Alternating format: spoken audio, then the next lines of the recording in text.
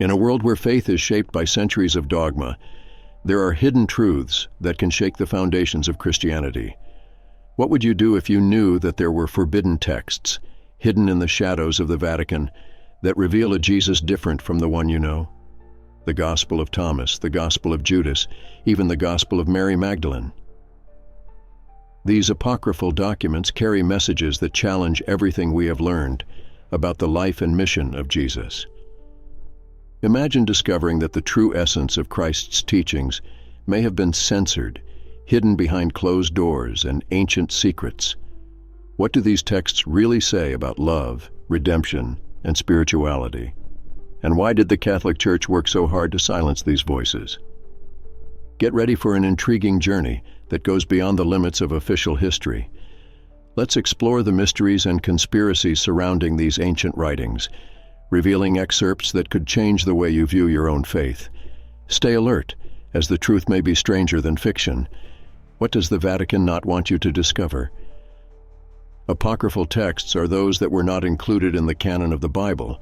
That is, they are not considered sacred by various religious traditions. The exclusion of these writings took place over the centuries, mainly for reasons of doctrine and authority. Early Christians encountered a variety of texts that presented teachings different from the canonical Gospels.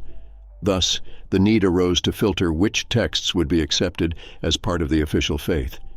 Some notable examples of apocryphal texts include the Gospel of Thomas, the Gospel of Judas, and the Gospel of Mary Magdalene. Each of these writings brings a unique perspective on the life and teachings of Jesus, which may differ significantly from what we find in the Gospels of Matthew, Mark, Luke, and John. This sparked debate and controversy among early church leaders who sought to establish a unified narrative. The exclusion of these texts can be seen as a reflection of the control that the Church exercised over the interpretation of the faith.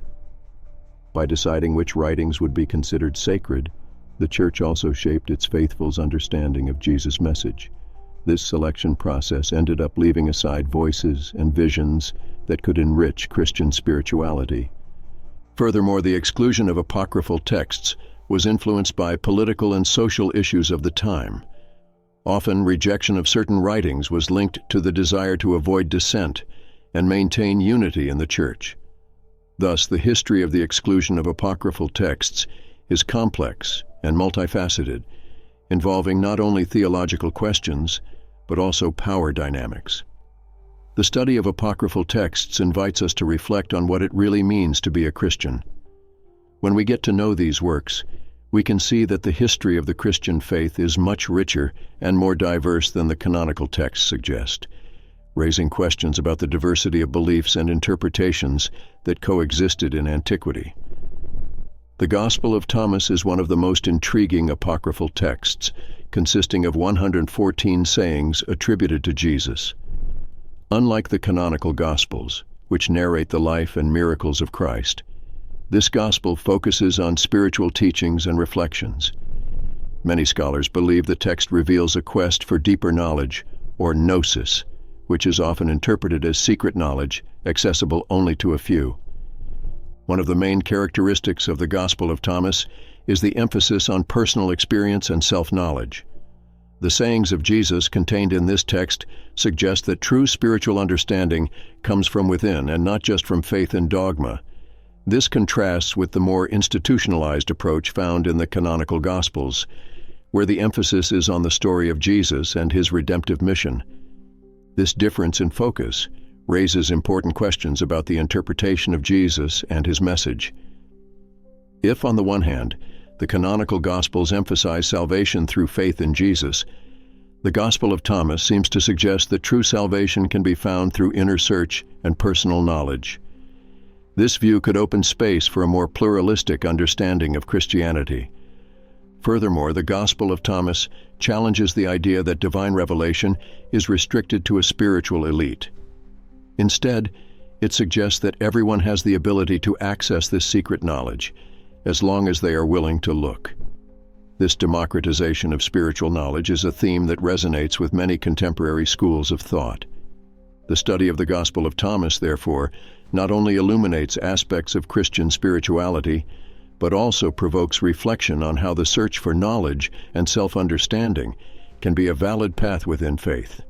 This leads us to think about what it means to truly follow the teachings of Jesus in such a diverse world. The Gospel of Judas presents a radically different view of the figure of Judas Iscariot, traditionally seen as the betrayer of Jesus. In this apocryphal text, Judas is portrayed as a disciple who receives special knowledge, and instead of being a villain, he is presented as someone who fulfills an essential role in the divine plan. This reinterpretation of Judas's betrayal provokes a series of questions about the meaning of Jesus' sacrifice. A reading of the Gospel of Judas suggests that the betrayal was not an act of disloyalty, but rather an obedience to a higher calling. Judas is described as the one who, by handing over Jesus, is allowing Christ's mission to come to fruition according to a heavenly plan. This challenges the conventional narrative that demonizes him, presenting him as a complex and multifaceted character. This new look at Judas raises questions about the concept of free will and predestination. If Judas was destined to betray, to what extent is he responsible for his actions? This doubt echoes in many theological debates about the nature of sin and human responsibility.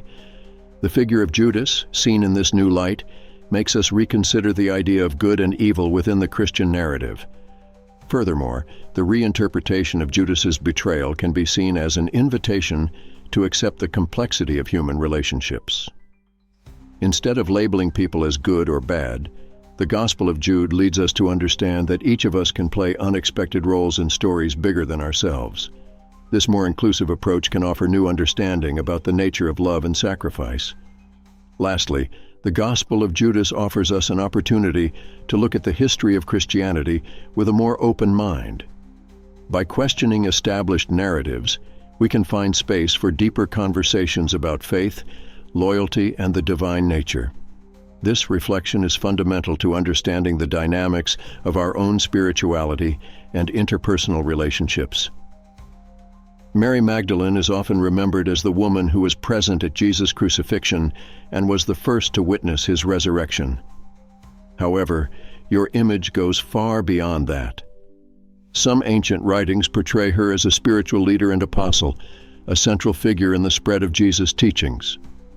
These texts show a Mary who not only followed, but also taught and led, defying the norms of society at the time.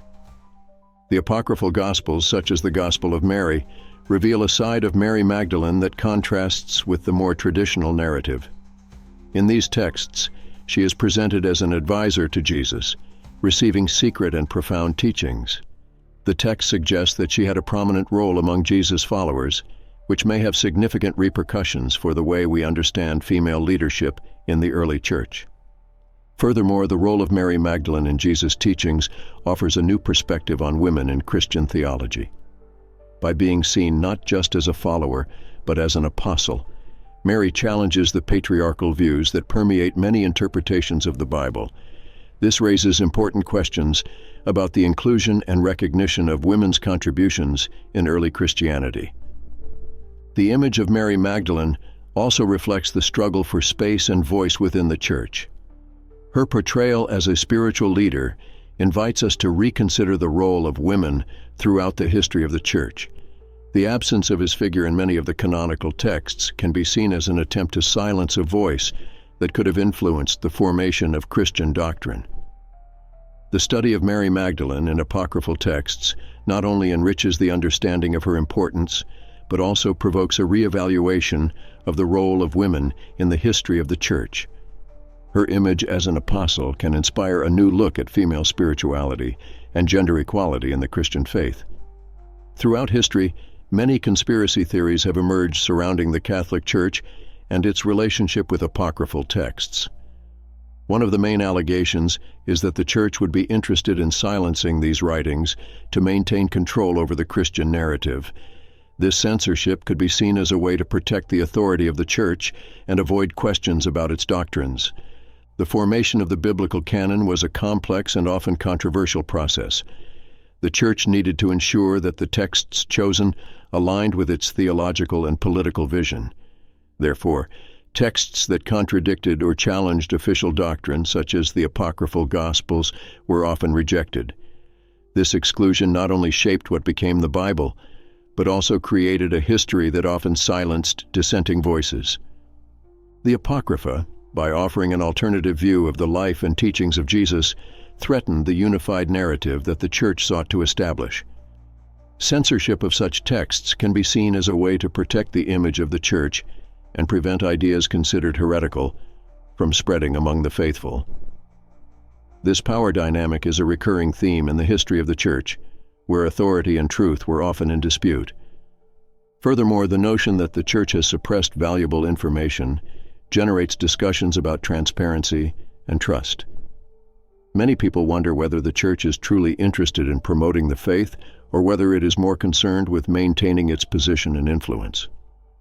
This distrust can lead to a deeper exploration of the origins of faith and the intentions behind the selection of sacred texts. In short, theories about conspiracies and censorship reveal an intriguing side of Christian history. They invite us to reflect on what it means to have access to the truth and how the interpretation of faith can be influenced by those who hold power. Apocryphal texts, by their very nature, represent a perspective that deviates from the traditional understanding of the Christian faith. Had these writings been included in the biblical canon, the theological basis of Christianity might have been very different. The way spirituality is understood, the doctrines about salvation and sin, and even the figure of Jesus himself could gain new dimensions. These texts bring the idea that the relationship with the divine is not limited to established dogmas, but that there is a space for personal experiences and revelations. For example, the Gospel of Thomas emphasizes personal, direct knowledge of God, suggesting that salvation is not a single concept, but rather an individual journey. This could lead to a more inclusive view of spirituality, where the search for understanding is as important as adherence to rules and traditions. The idea that everyone has access to spiritual knowledge would transform the way Christians view their faith, creating a space for diverse interpretations and experiences. Furthermore, the presence of texts such as the Gospel of Judas could challenge conventional views on sin and betrayal. Instead of Judas being seen solely as the betrayer, his role could be reinterpreted in a new light, leading to deeper reflections on guilt, repentance, and redemption. This would open the door to a more complex understanding of human nature and the flaws we all carry, suggesting that betrayal is not a matter of simple morality.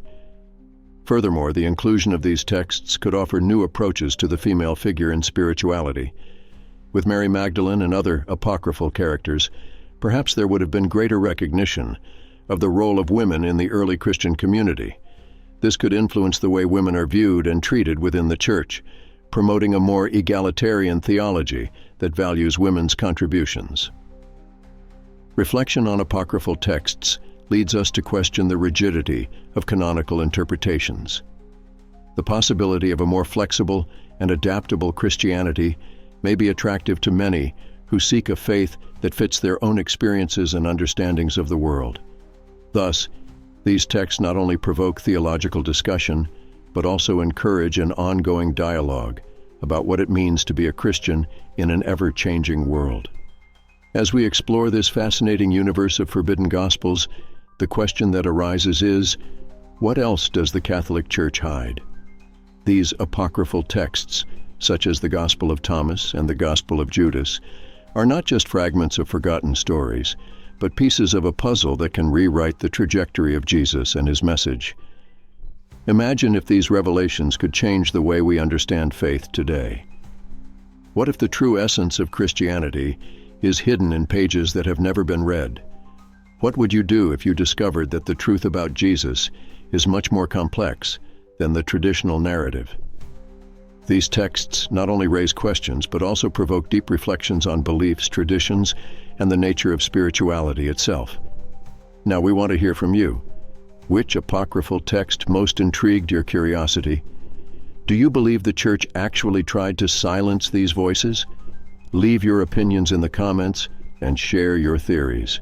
The search for truth is a collective journey, and each of us has a role to play. Let's together unravel the mysteries surrounding the figure of Jesus, and much more.